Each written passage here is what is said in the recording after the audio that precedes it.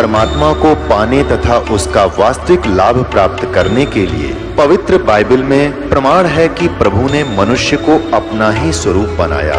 6 दिन में सृष्टि रचकर 7वें दिन विश्राम किया। कुरान शरीफ में प्रमाण है कि हजरत मोहम्मद को खुदा स्वयं कह रहे हैं कि मैंने तुम्हें उस परमात्मा की महिमा बताने के लिए भेजा है। वो परमात्मा कबीर है जिसने 6 दिन में सृष्टि रची तथा 7वें दिन तख्त पर जा विराजा। उसकी खबर किसी बाखबर से पूछकर तो देखो। कृपया अवश्य सुनिए जगत गुरु तत्वदर्शी संत रामपाल जी महाराज के अमृत वचन।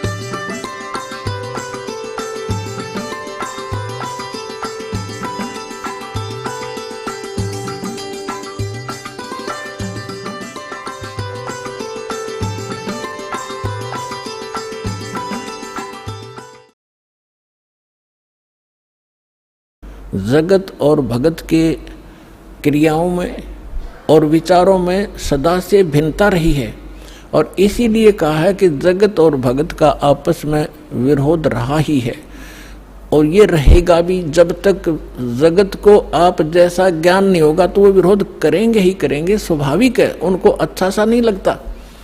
जैसे यहाँ पहली बार कोई व्यक्ति आता है और दूसरा आके प्रणाम करता है, वो खड़ा खड़ा देखता रहता है, ये क्या कर रहे हैं यहाँ पर, उसको अच्छा सा नहीं लगता, क्योंकि वो तो अहंकार में कोई छोटी मोटी पोस्ट हो तो उसने तो भारी बात हो जाती है, कैसे लंबा लेटूं।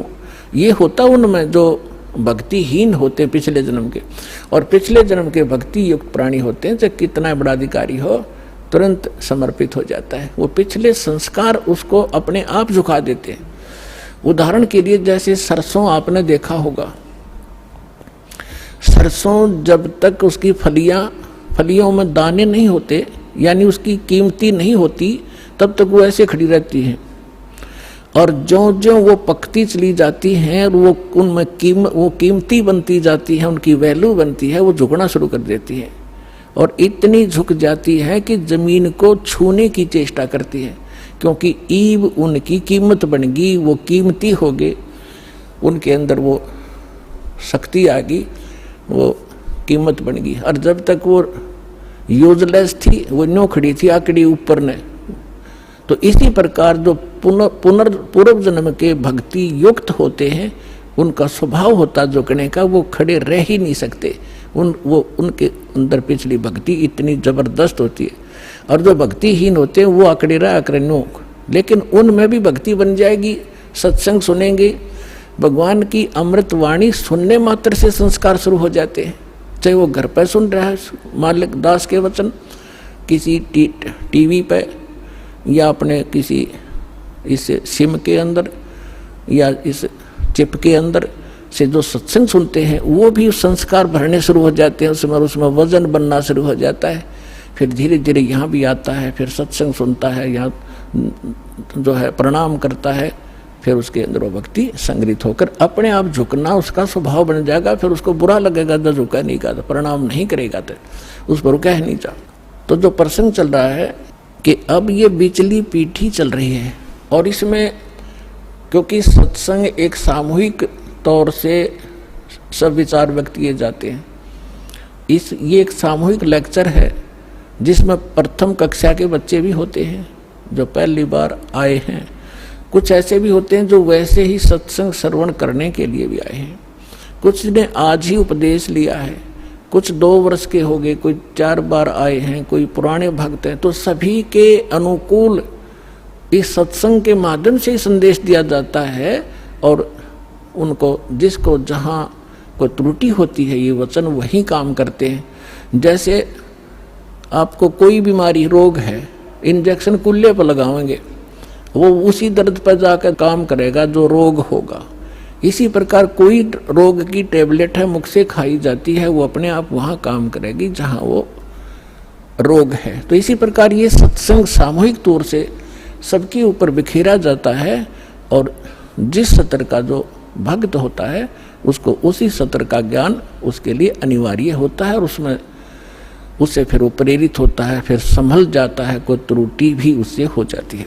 तो इसलिए इस सामूहिक तौर से सभी फाउल पॉइंट भी बताए जाते हैं कि यहाँ आप मार खाते रहे हो और ये समस्या आ जाती है। तो दास जो कह रहा था कि अभी आपको कुछ परेशानियां आएंगी और आ भी रही हैं, और फिर भी आप संघर्ष कर रहे हो समाज के साथ, क्योंकि आपको ज्ञान सही प्राप्त हो गया और आपको सुख भी मिल रहा है,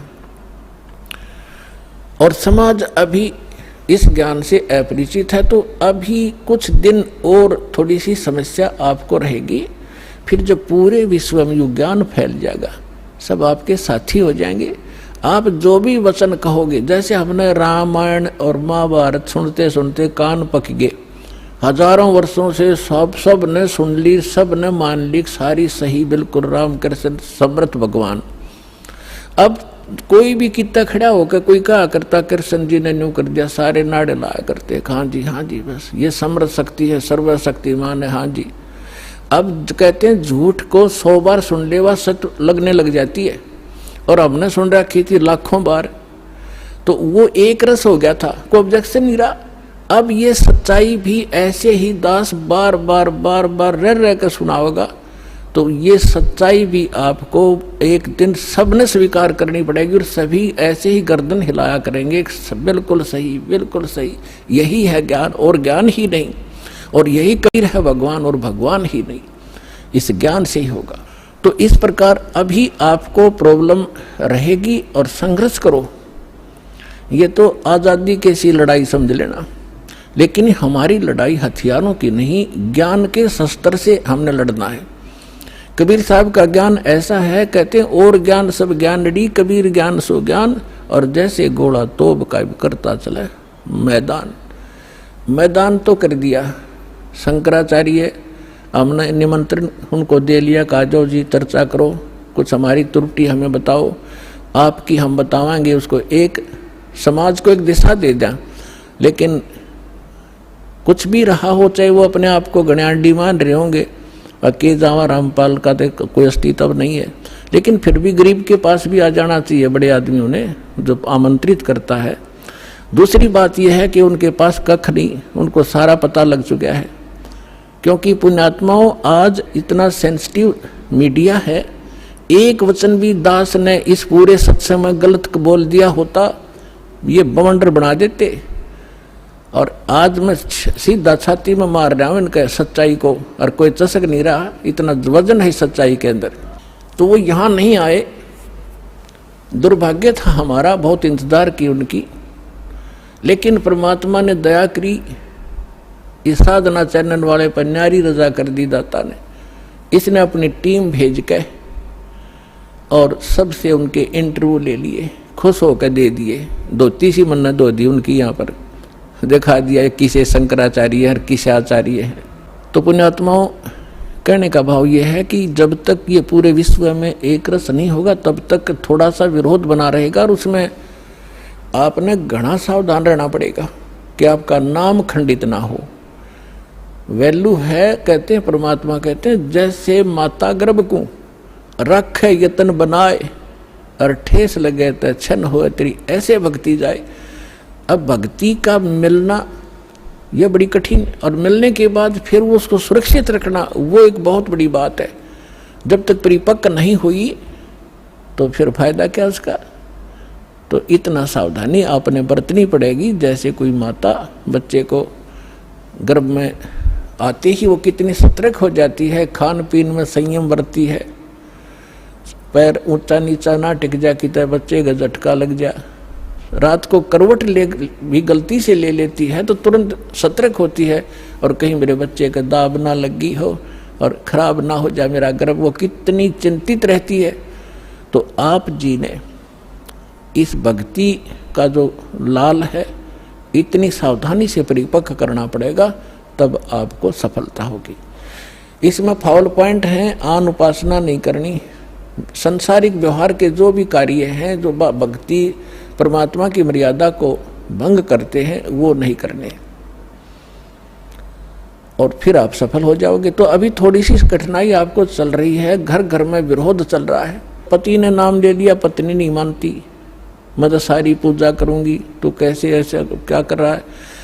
पत्नी ने ले लिया तो पति दुखी करता है। तो धीरे धीरे ज्ञान से क्या होगा, ये ज्ञान ऐसा है कि आप घर पे चलाओगे और बच्चों पर भी असर करेगा। ना सुनेंगे तो भी कक्ष में सोए हुए व्यक्तियों पर भी ये वाणी असर करेगी, जैसे गारुड़ का मंत्र अचेत हुए उस सर्प के डसे हुए व्यक्ति पर जो सुन भी नहीं रहा, समझ भी नहीं रहा, और उसके ऊपर भी वो मंत्र बोल बोल कर उसके विष को उतार कर सचेत कर देता है। और ये तो परमात्मा की वाणी सब सिद्ध है। ये तो अपने पशु पक्षियों के ऊपर भी ये वाणी जा रही है, उनको भी, उनके भी पाप डाउन हो रहे हैं। ठीक है, उनके पाप गणे हैं इसलिए पशु योनि मिली, तो वो पाप घटते रहेंगे। जैसे कपड़ा किसी का ज्यादा मैला है, हो गया है, मैल हो गया है, तो वो कई बार साबुन लगाने से स्वच्छ होगा, उज्जवल हो जाएगा। और जिसका थोड़ा मैला है, एक दो बार साबुन लगाने से उज्जवल हो जाता है। तो ये साबुन है, परमात्मा का जो ज्ञान है, सत्संग है, वचन है, ये साबुन और जल दोनों का काम करता है। तो धीरे धीरे ये सत्संग जिस घर में चल रहा है, पड़ोसियों तक भी असर होगा आपका, और आपके घर के पशु पक्षियों पर भी इसका प्रभाव पड़ेगा। आपके घर कोई पशु पक्षी भी रह रहा है, उसके ऊपर भी धीरे धीरे उसके अंदर ये वाणी का जो ज्ञान यज्ञ का पुण्य उसमें संग्रहित होगा। और कुछ ऐसे पाप हैं जो ज्ञान यज्ञ से ही खत्म होते और उसका विकल्प ही नहीं है। जैसे कपड़े को पहले थोड़ा मैला है तो जल से धो दिया, साफ हो गया, ज्यादा मैला है तो और भी मैल रहा तो साबुन लगाना पड़ा, और फिर भी कोई दाग दबा रह जाता है तो ड्राई क्लीन से साफ हो जाता है। तो इसी प्रकार ये सभी क्रियाएं हमें अपने अंतःकरण, अपने जीव के ऊपर, आत्मा के ऊपर जो मैल जमा हो गए, उन सभी पापों का नाश करने के लिए ये सारे ही साधन अपनाने पड़ेंगे, मंत्र के जाप भी करने पड़ेंगे, पांचों यज्ञ भी आपने करनी पड़ेंगी, और तब जाकर के आपकी भक्ति सफल होगी। तो इसमें फाउल पॉइंट 10 आपको बता रहा है कि ये भ्रमित ना होना। ऐसे कोई व्यक्ति आपके साथ डिस्कस भी करे तो उसको समझाना कि देखो, पहले तो जब हम डॉक्टर के पास जाते हैं तो डॉक्टर की औषधि में हम स्वयं ही विवेचन करते हैं, तो फिर उस डॉक्टर के पास जाने की आवश्यकता ही नहीं कि इसने दवाई ठीक नहीं दी तो कोई और देखो, वहाँ से लो। तो इसी प्रकार सबसे पहले तो ये देखो, ये ज्ञान आज तक ना किसी ने सुना और ना सुनाया, किसी के पास था ही नहीं। और जिन महापुरुषों के पास था उनको प्रतिबंध कर दिया था, मालिक ने प्रतिज्ञा करा दी थी कि अभी इसको डिस्क्लोज ना करना। तो महापुरुष थे, वो अपनी अमृतवाणी में बोल के सारा कुछ लिख गए, एफिडेविट बना गए, कबीर इज गॉड, ये वो फाइनल कर गए थे वो महापुरुष, जिनके दास बार बार उनके शुभ नाम आपको सुनाता है। और फिर हमारे सदग्रंथ उसी का प्रमाणित करते हैं कि कबीर इज गॉड। तो फिर ये क्लियर हो गया कि आज तक कोई हमें यही निर्णय नहीं करके बताया कि भगवान कौन है और कैसा है। अब जैसे रामकृष्ण को और विष्णु जी को, शंकर जी को भगवान मानने वाले, उनसे अगर हम पूछा करते थे कभी, वो कहता मैं समाधि लगाता हूँ, भगवान देखा आपने? भगवान दिखता थोड़ा ही है, वो तो निराकार है। अरे ये विष्णु ब्रह्मा जी की मूर्ति रख रखी, ये क्या फिर? तो हमारा निराधार ज्ञान था, बेसलेस था, हम डामाडोल थे, स्थिर नहीं थे। और इसी प्रकार ये राधा स्वामी किसी ने पूछ लो या किसी महर्षि ने पूछ लो, अभी तक जिनके विचार रहे हैं, परमात्मा तो निराकार है, साकार आता जब रामकृष्ण रूप बन जाता है फिर निराकार हो जाता है। तो खाक ज्ञान था इनको। वेद बताते हैं कि वो परमात्मा सशरीर है, मनुष्य दृश्य है, ऊपर सिंहासन पर विराजमान है और उसके सिर पर मुकुट है। ये तो वेद बताते हैं, राजा की तरह बैठा। और यही वो संत बताते हैं जिनको भगवान ने जिन आंखों देखा वहां पर। तो फिर इसमें कोई डाउट नहीं रहा कि हु इज गॉड और कैसा है वो भगवान। तो ये सारे कंसेप्ट क्लियर इस दास ने करे, आज तक किसी ने नहीं किए। तो इसी प्रकार इस साधना पर भी विश्वास करना, किसी से डगमग ना होना, क्योंकि काल ने अपने एजेंट छोड़ रखे हैं। वो अपने कर्म बिगाड़े हैं तो वो भी भगवान के बच्चे, पर भ्रमित है, उस काल से प्रेरित है। उनका दुर्भाग्य है कि वो अशुभ काम पर लगे हैं। तो दास की उन सभी संतों से भी प्रार्थना है कि वो भी भगवान के बच्चे हैं, और परमात्मा के बच्चों को मिसगाइड करके वो भगवान के दोषी हो रहे हैं। सबसे बड़ा अपराधी इस पृथ्वी पर यदि कोई प्राणी है जो गलत ज्ञान प्रचार करता है, वो भगवान का सबसे बड़ा अपराधी है। और आज देख लो, आज तक इस दास के अतिरिक्त या पहले महापुरुष रहे, उन्होंने जो ज्ञान दिया वो अपने सत्र का दे ही गए, उन्होंने आगे नहीं ये मंत्र वगैरह डिक्लेयर किए, वो बात अलग है। लेकिन वर्तमान में इस दास के अतिरिक्त सभी मिसगाइड किए बैठे ये संत, मंडलेश्वर, आचार्य और शंकराचार्य। तो ये अपराधी उस परमात्मा के, इनको चाहिए अपना भी कल्याण करावें और सच्चाई से अपने अनुयायियों को भी परिचित होने दें। इनका भी कल्याण हो जाएगा, समय आ गया, ये तो होगा ही होगा। ये कह देंगे तो इनका जो है बड़ी शाबाशी होगी, इनकी इज्जत रह जाएगी। और नहीं तो चलिए तो यहाँ आवेंगे, फिर ये अकेले बैठे रहेंगे वहाँ पर, रोए जाइए अपने कर्माने। आज कौन ऐसा मूर्ख है जो अपने जीवन को नाश करेगा जब पता लग जाए? तो फिर दूसरी समस्या ये आती है कि गुरु नहीं बदलना चाहिए। कोई बात हुई या एक डॉक्टर से इलाज नहीं होता तो 100 बदलने चाहिए अपनी जान बचाने के लिए। और कबीर साहब कहते हैं, जब लग गुरु मिले नहीं साचा, तब लग गुरु करो 10 पाँचा। और झूठे गुरु के पक्ष को तज ना लावे वार, और द्वार ना पावे शब्द का वो भटके वार का वार। और इतना शीघ्र बदल देना चाहिए गुरु को। कबीर साहब कहते हैं कि डूबे थे पर उबरे, गुरु के ज्ञान चमक, और बेहरा देखा जरजरा, उत्तर चले फड़क। पहले बेड़े होया करते थे, फ्लोटिंग लकड़ियों का एक बेड़ा बना लिया। अभी तो नौका तो बहुत बाद में चली है, पहले बेड़ा होया करता था, उसके ऊपर बैठ कर दरिया को पार करके अपना कोई काम करने जाते थे, उन बेड़े के ऊपर बैठ कर जाया करते। तो वो बेड़े कई बार गल जाते थे, कंडम हो जाते थे। तो जब परमात्मा कहते हैं कि जिस साधना को आप कर रहे हो, जो गुरु की, जिस गुरु के जहाज में आप बैठे हो, उसका जब आपको उसके सामने दूसरा जो बिल्कुल ओके बेड़ा आ गया, नौका समझ लो आप, बेड़ा तो नहीं समझ में होगा। अब एक नौका है जिसमें आप बैठे हो, उसके अंदर सुराख हो गया है और जल उसके अंदर घर कर रहा है, अंदर प्रवेश करना शुरू कर दिया है। और उसके बराबर में दूसरा कोई सही ओके नौका रख देता है, साथ में खड़ा कर लेता है, और वो कहता है कि भाई तुम डूबोगे, इसमें आ जाओ। अब जिसने गुट्टी सूटी ला रखी होगी, नशा कर रहा होगा, तो ठीक है मौज हो रही है, वो तो डूबेंगे। और जिनको नशा नहीं है और उनको पता लग गया दोनों का डिफरेंस कि ये जल आ रहा है, तुम डूबोगे इसमें, तो वो जो जिनका नशा नहीं है वो तुरंत 1 सेकंड भी ना लावे, तुरंत कूद जाएंगे उसके अंदर।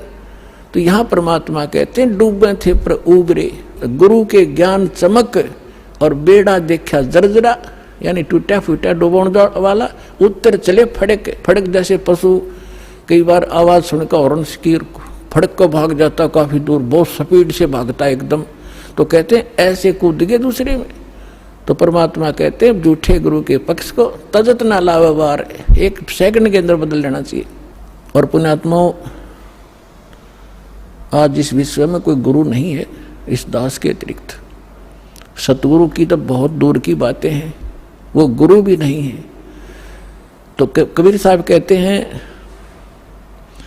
गुरुआ गाम बिगाड़े संतो, गुरुआ गाम बिगाड़े, गुरुआ गाम बिगाड़े संतो, गुरुआ गाम बिगाड़े, ऐसे कर्म जीव कहला दिए, ईब जड़े ना धाड़े। है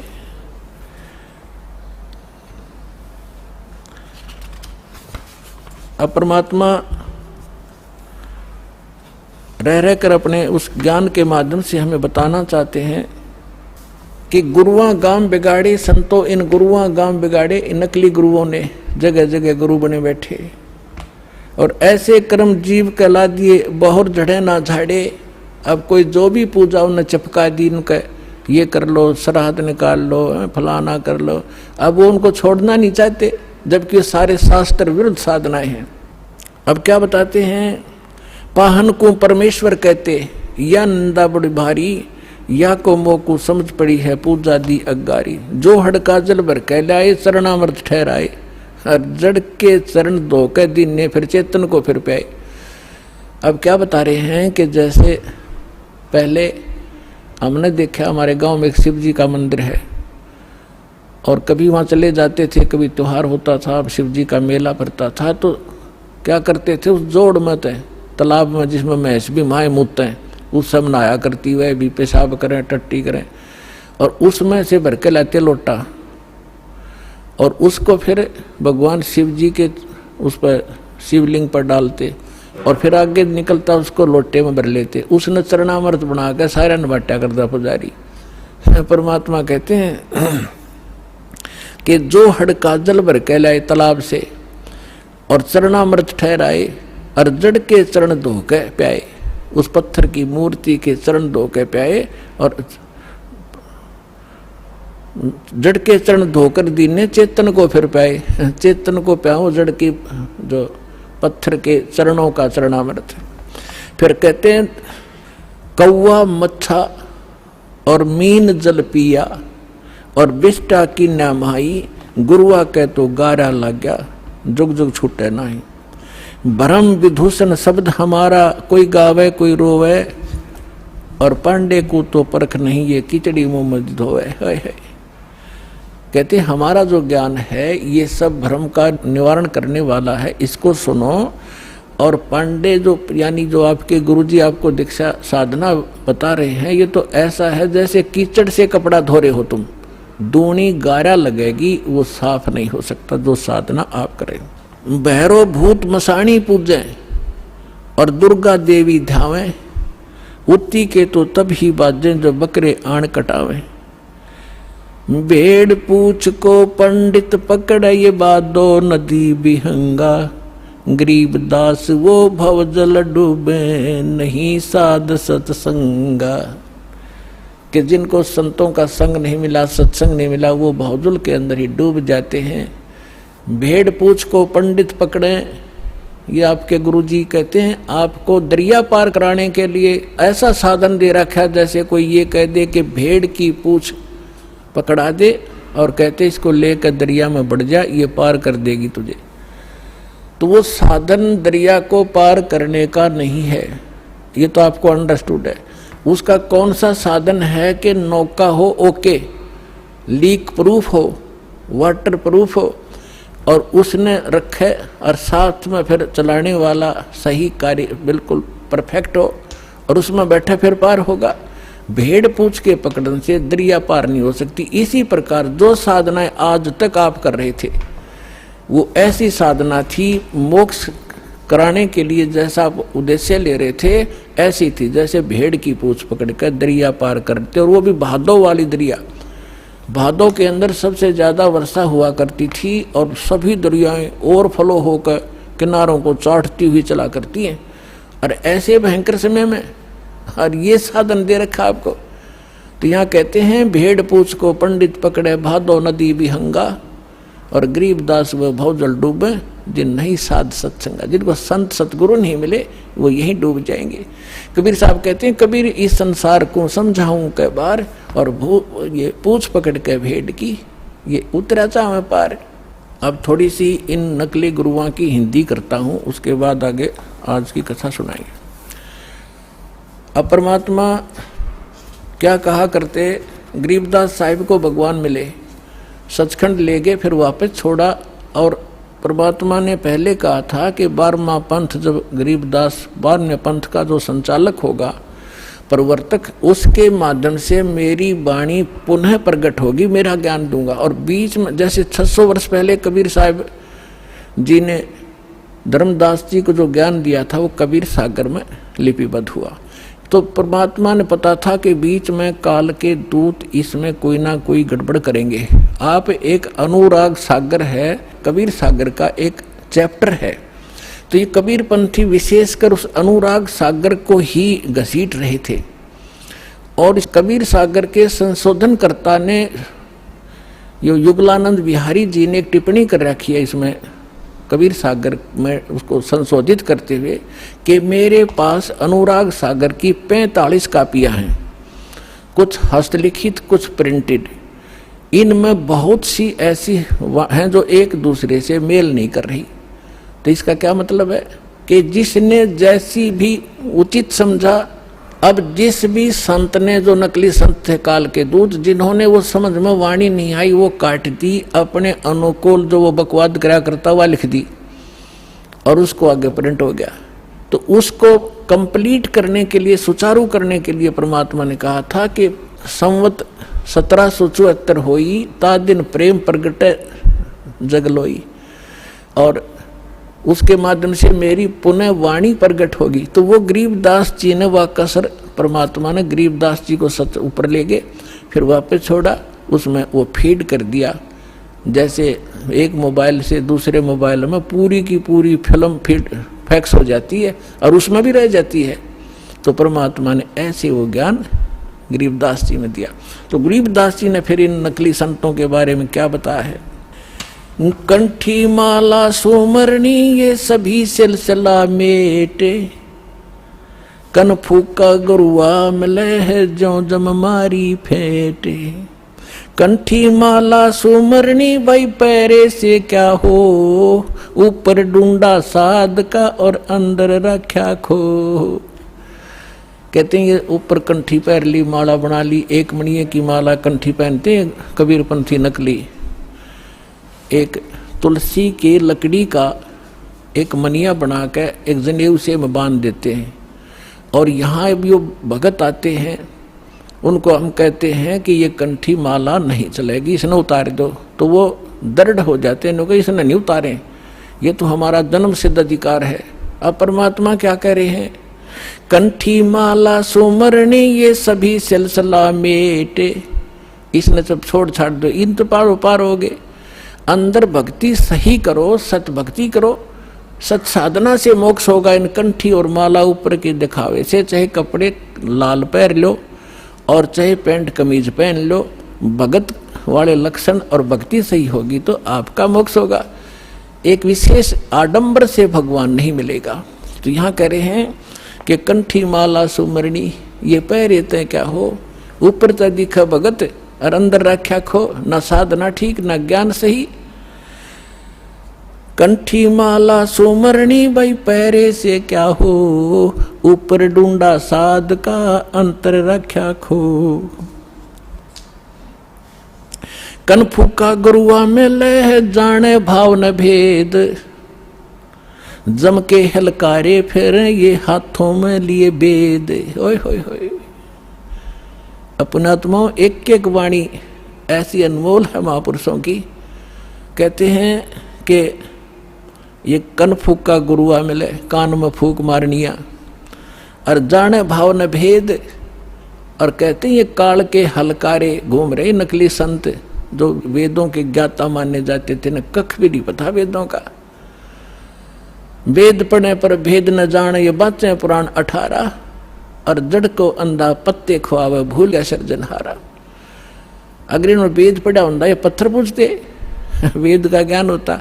तो कहते हैं ये वेदों, ये काल के दूत फिर रहे हैं, वेद को हाथ में लिए लिए। आपने एक नकली महर्षि दानंद की सारा इतिहास आपके रूबरू कर दिया दास ने, और यो कितना शिखर में चढ़ा रखा था, सिरपद रखा था एक आदमी ने। ऐसा महर्षि नहीं, इस जैसा वेदों का ज्ञाता नहीं। तो ऐसे कहते हैं ये काल के दूत थे, वेदों का नाम ले ज्ञान सारा उल्टा ठोक रखा। तो यहाँ उसी को प्रमाणित कर रहे हैं कि जम के हिलकारे फिरे ये हाथों में लिए वेद। जहाँ भी आप महर्षि दानंद की फोटो देखोगे, वेद पहले दर रखे, उसमें चारों जड़ी संठे काले रखा था, लिखे लिखाए भी इसने हो जैसे, और कक का पता नहीं उस आदमी ने। तो पुण्यात्माओं आज तक ये इनमें बिजली गिर रही थी। हम इनको महर्षि माने थे, ये थे कौन बालका जैसे ज्ञान के भी। इनका सत्यार प्रकाश आपके दास ने आपके रूबरू किया, जिसको हम सर्वधार्य मान्या करते, और उसमें इतना डंगा बकवाद भर रखी जो एक आम आदमी भी ना लिखे ऐसी बात। तो मूर्ख भी जो उसने लिख रखी, कहते सूर्य पे ऐसे व्यक्ति रहते हैं जैसे यहाँ पर हैं, सारे बाग बगीचे हैं, सारे पदार्थ हैं। बता, वो एक इंसान भी था और महर्षि की पदवी पाएंगे। कहते हैं झूठे गुरु बहुत हैं ये अनगिन कोट अनंत, सार नाम का भेद बतावे सो सतवादी संत। झूठा गुरु काल है ये फांसी दे अड़ाए, मारत है मैदान में वो छलबल बहुत बनाए। झूठा गुरु काल है ये गुरु का दया स्वरूप, या मैं मीन न मेखे है जैसा संबल रूखे। एक एक वाणी का निष्कर्ष देखो पुण्यात्मन महापुरुष, ये थे वो महापुरुष भगवान से प्राप्त ज्ञान, यानी ये तत्व ज्ञान है। कहते हैं झूठा गुरु काल है और गुरु का दया स्वरूप, और या मैं मीन न मेख है जैसे संभल रूख। अब जैसे एक संभल का पेड़ होता है, संभल, और संभल के पेड़ पे ये तोता जो होता है, तोता ये वृक्षों को सिलेक्ट कर लेते हैं कि ये वृक्ष, देखते रहते हैं, ताक में रहते हैं कि ये पौधा उगा है, ये पेड़ बनेगा और फिर इसके फल खाऊंगा। तो उस जो ये संभल का पेड़ जब उगता है बहुत सुंदर पत्ते होते हैं, बड़ा हरा भरा होता है, और बड़ा हो जाता है तो इतने बढ़िया फल लगते हैं इसके डोडे, और ऐसा लगता है जैसे बहुत ही स्वादिष्ट पदार्थ होगा, लेकिन उसमें होती है रुई।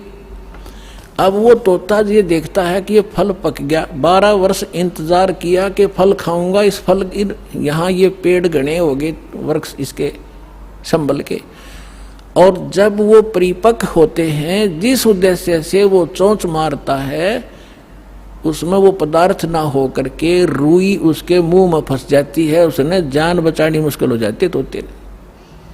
तो यहाँ परमात्मा कहते तुम जिनको गुरु मान रहे हो, उन पर आश्रित हुए बैठे हो, लास्ट में आपने ऐसे पश्चाताप करना पड़ेगा जैसे उस तोते ने उस संभल के वृक्ष को एक अच्छा फलदार स्वादिष्ट फलदार वृक्ष मान के उस पर आश्रित था, फिर सिर पटक कर रो रहा था। झूठा गुरु काल है ये गुरु का धरा स्वरूप, या मैं मीन न मेख है जैसे संबल रूख। फिर क्या बताते हैं, कान चिराए क्या हुआ ये कर कंकन मन पाल, मुद्रा पैरें क्या हुआ सिर फोड़ेगा काल।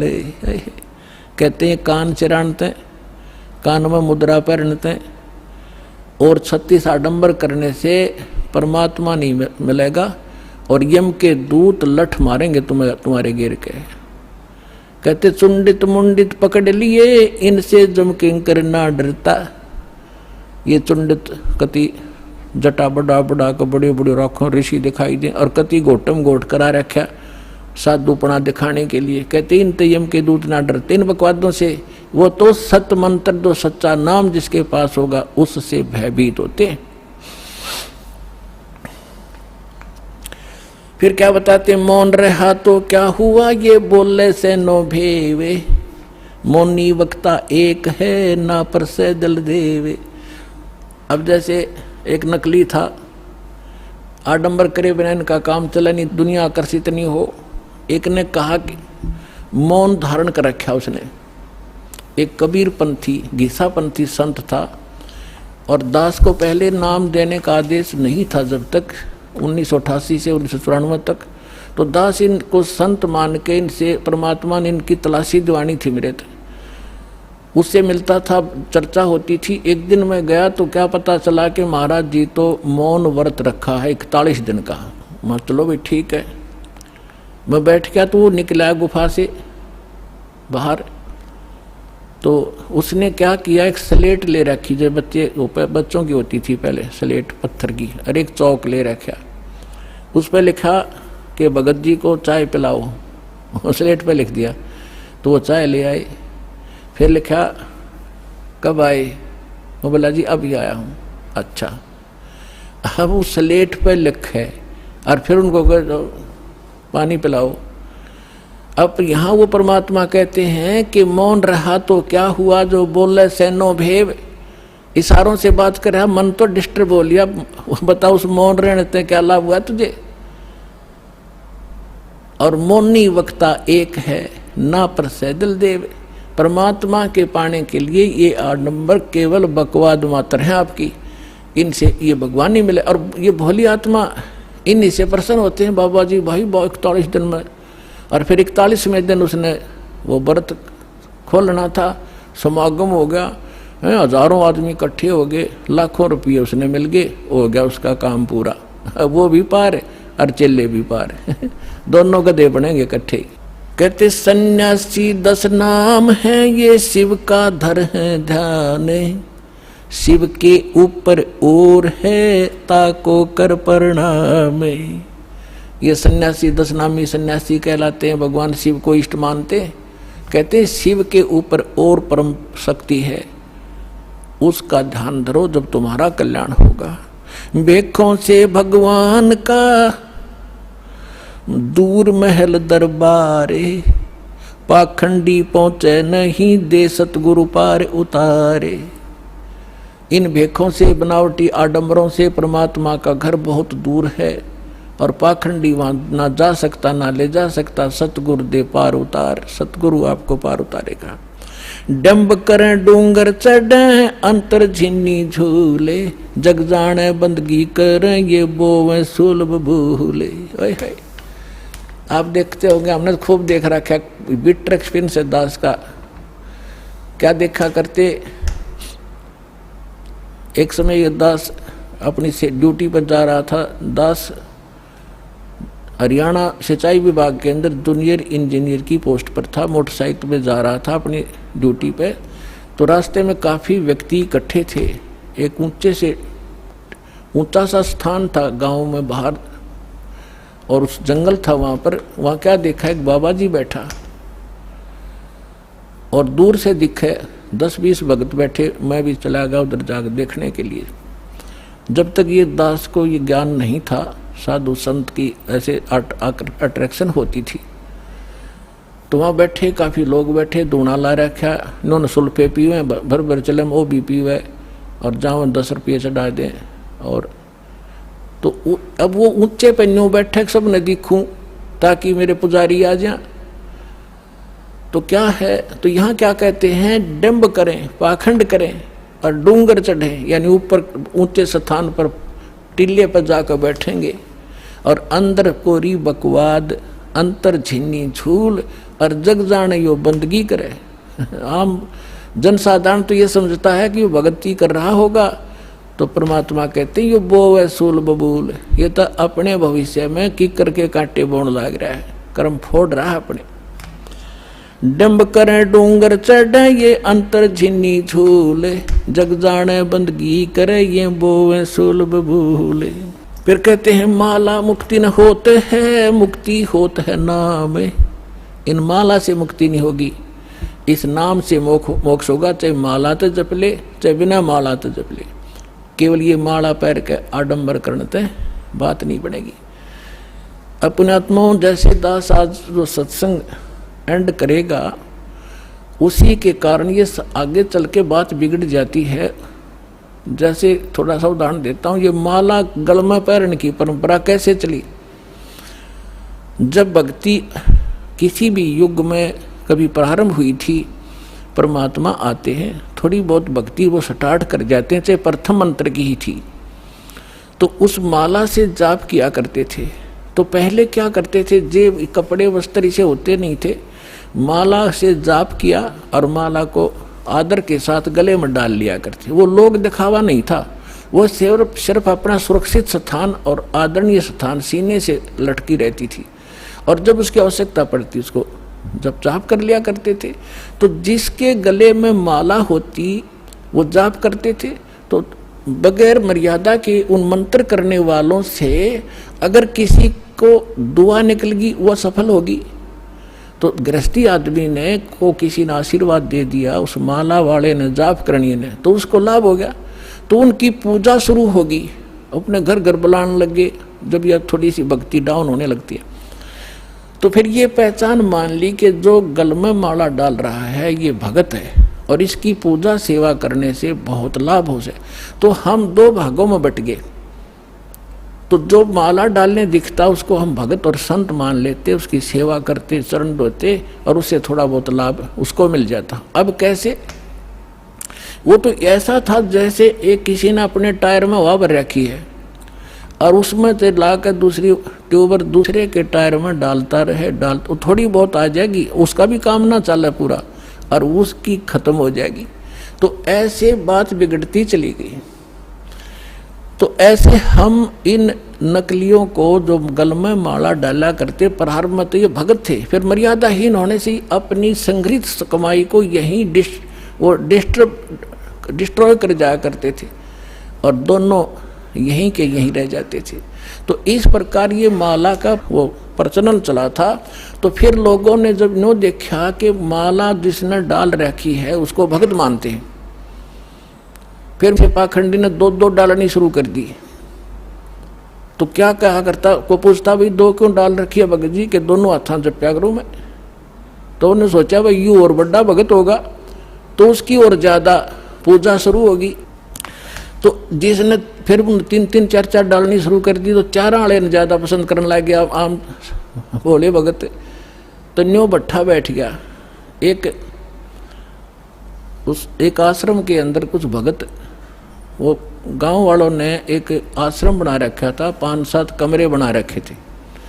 इसी तरह हम ज्ञानहीन होने से हम इन नकलियों के मजदूर बने रहे।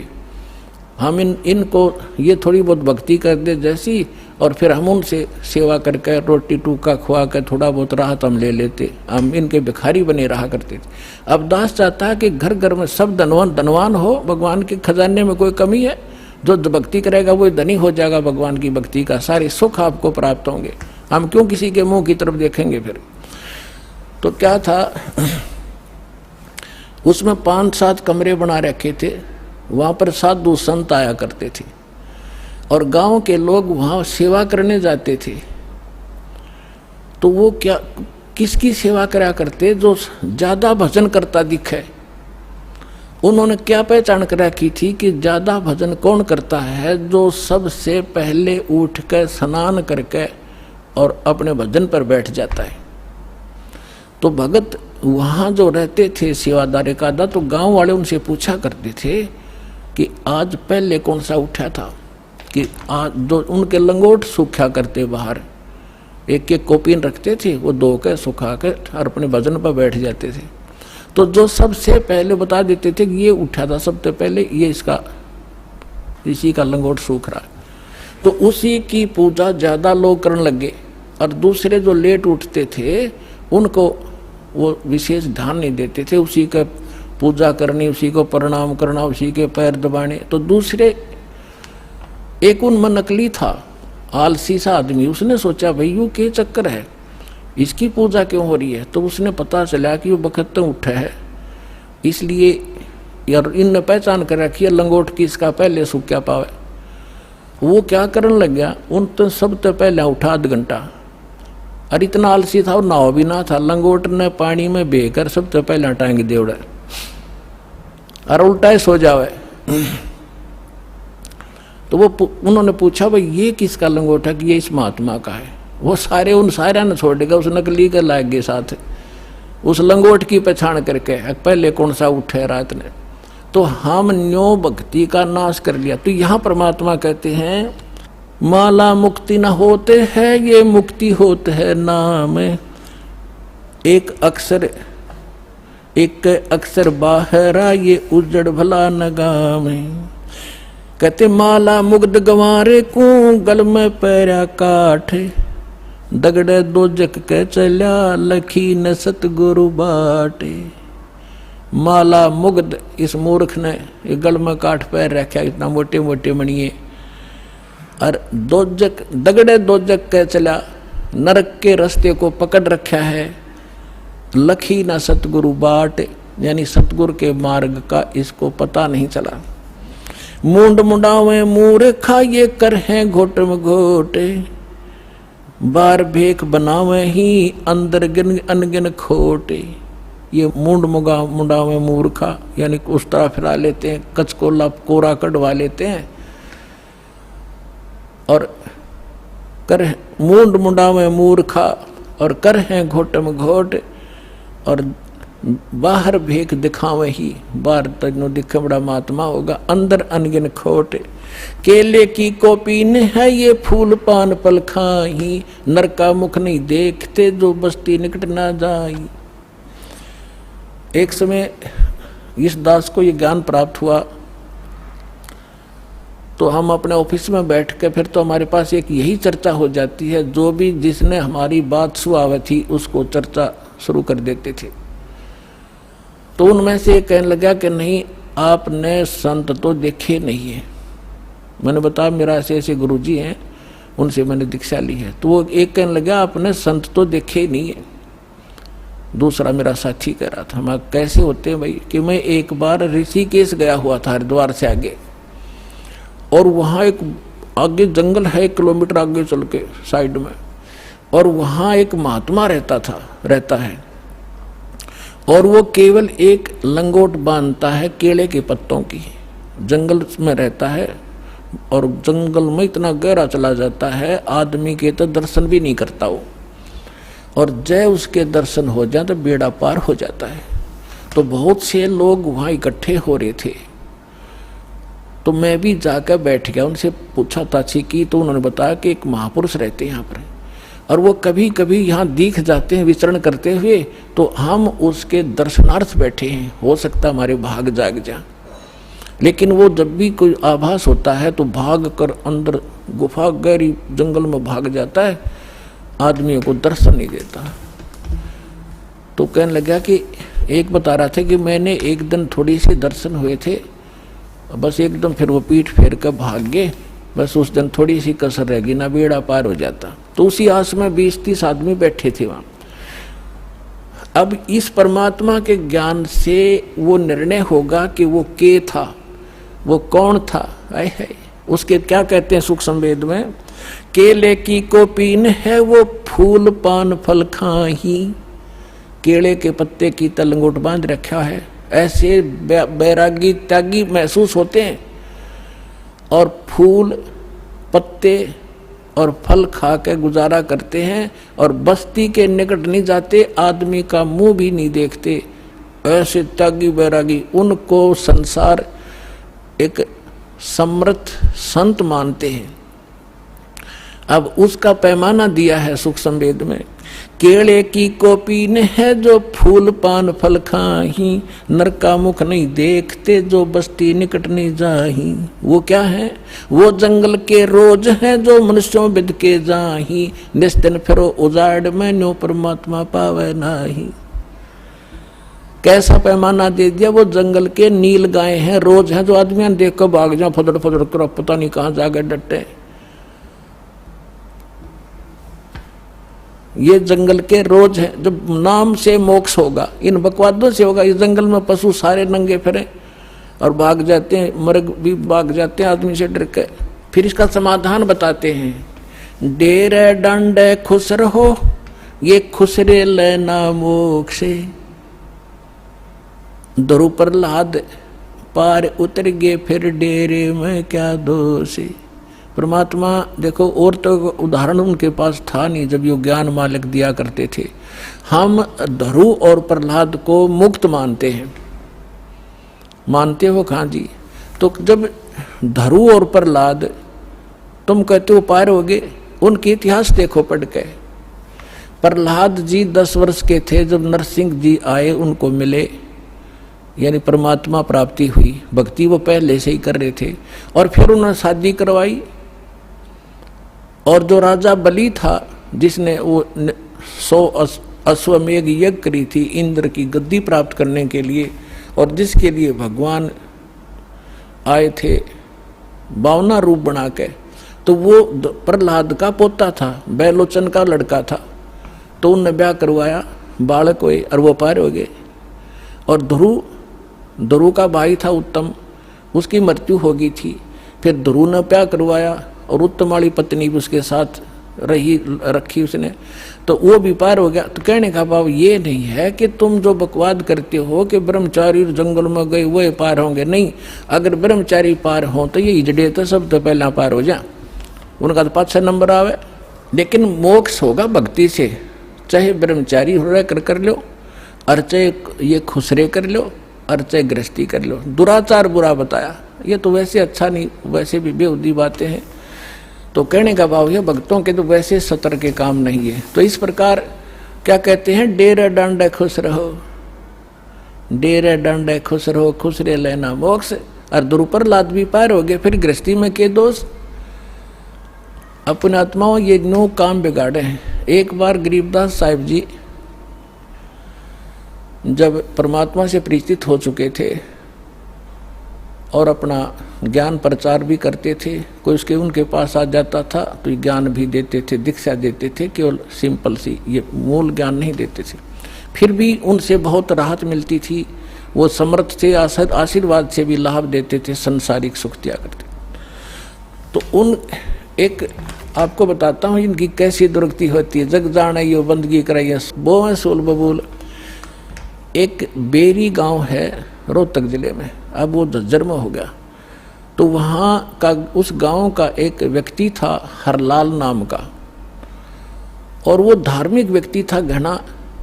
उसने एक साधु रख लिया अपने घर पे कि महाराज आप यहाँ रहो, उसके लिए एक चौबारा बनवा दिया ऊपर, आप यहाँ रहो, हमने सेवा मिल जाएगी, हमारे कर्म बन जाएंगे, आपकी भक्ति बन जाएगी, आपने भक्ति करनी है, आप बाल ब्रह्मचारी हो, घर छोड़ रखे, कहाँ भाई, ठीक है होगी सेटलमेंट। उसका ऊपर चौबारा बना दिया, एकांत में उसको बढ़िया भोजन दे सुबह शाम, और वो अपना भजन करे, जैसा भी वो सोच रहे थे वो भजन करे। और वो भजन उसके पास भक्ति थी नहीं हुआ। तो क्या हुआ कि वो क्या करता था, बढ़िया माल खावे और आप खावर सो जावे, या जिसी भक्ति थी अटपट की वो साधना करे थोड़ी बहुत देर, वो भक्ति मोक्षदायक थी नहीं।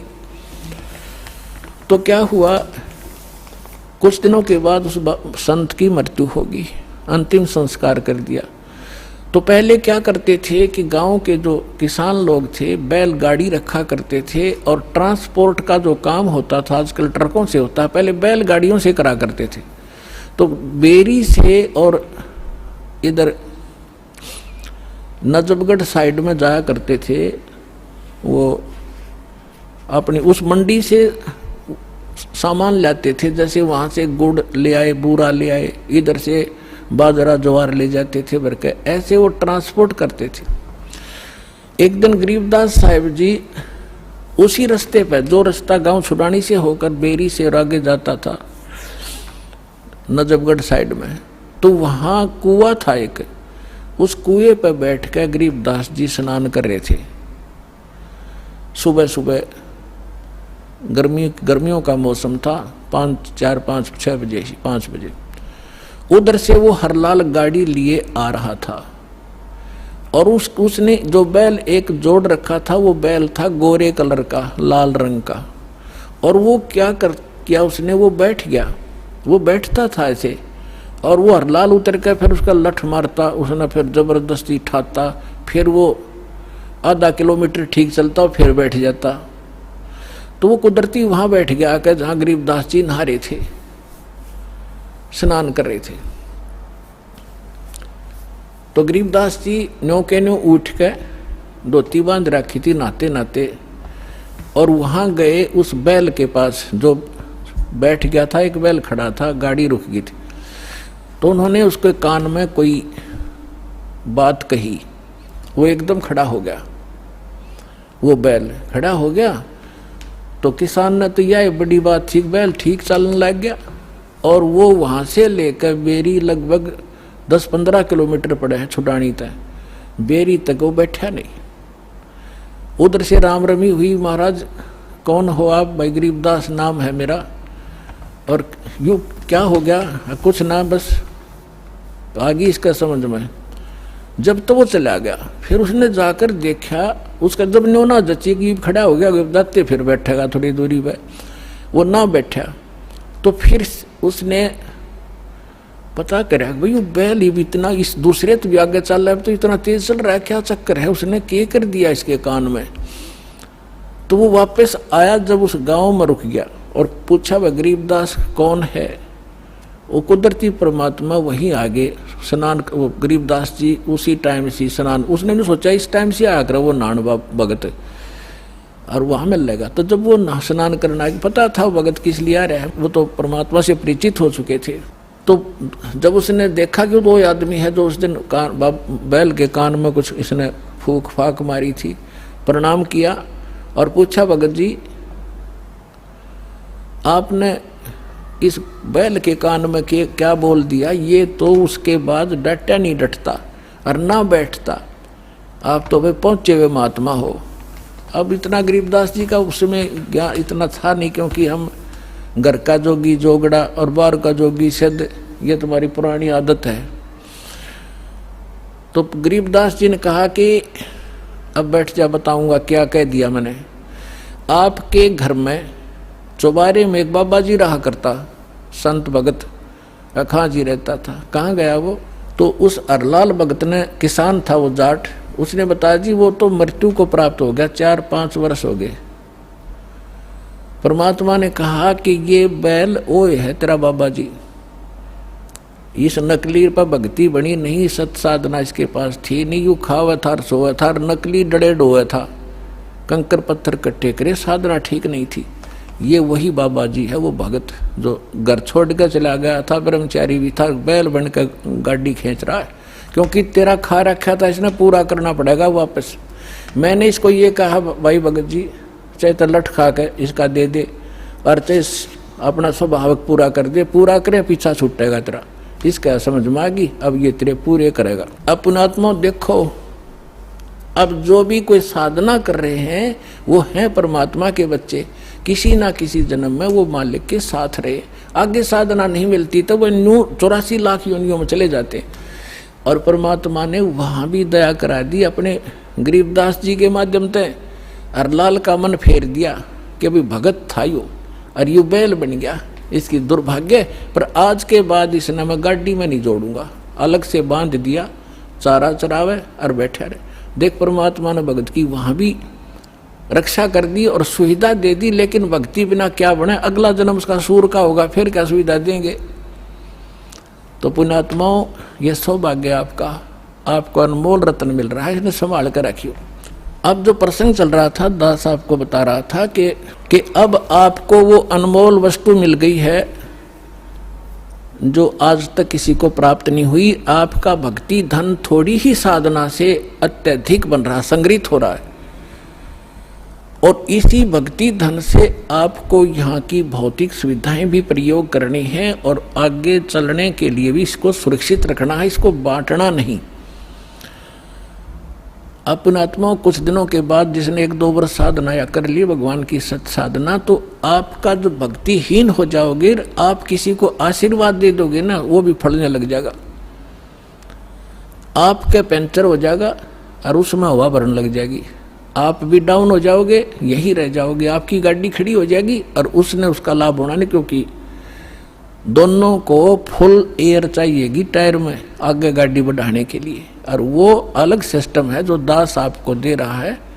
इससे पंप सारे भरो और अपनी गाड़ी चलाओ।